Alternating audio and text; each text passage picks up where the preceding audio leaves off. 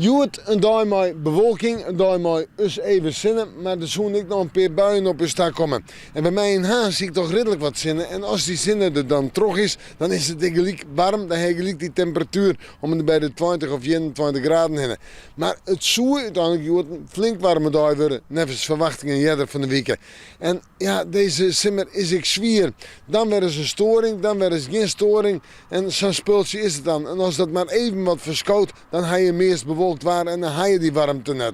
Maar het weekend zocht er nog altijd een tegen simmers uit. Dit ik beginnen met allereerst juni en vannacht. Ja, dan hebben we het over droge periode. Maar ik hoor bewolking, ik hoor rein. En dat rein werd krijgt, ik wil eens even een buiig karakter, maar ik kom eens op tongen. Dus dat maak ik net uitsluiten. En dan letter vannacht, dan hebben we toch wel de droge periode. En we hebben het over temperatuur, noemen we bij de 14 graden heen.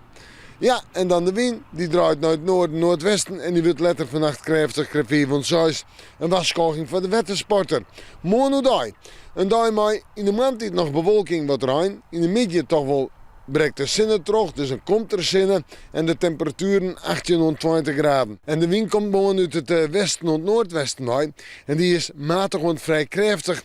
En die kan eerst in het vaartgebied nog eens even krachtig worden, maar die neemt geen de dag aan. Morgen is het droog en dan zetten we op naar een simmerweekend. Wat een volop simmerweekend. Sneeuw met een stroomdag. Een dag voor de joentijd met een barbecue. Een dag voor het terras, een dag voor de simmeractiviteiten. Een dag voor de evenementen, een dag voor de dwarfsfeesten. Zinnen en nog eens een keer zinnen. En we hebben het over temperaturen om erbij dus 23, misschien 24 graden in. Stein hebben minder zinnen. Misschien later op een dag wel kans op een of tongenbui. Maar het wordt wel warmer. 24 graden. En op maandag is het zo'n 24 graden of misschien ook wel 24 graden. En dan hebben we het over volop simmerse temperaturen. En op maandag misschien letterlijk wel kans op een of tongenbui. Maar hoe daar is het deze dagen meest droog. We moeten morgen maar weer even in het waarsjen.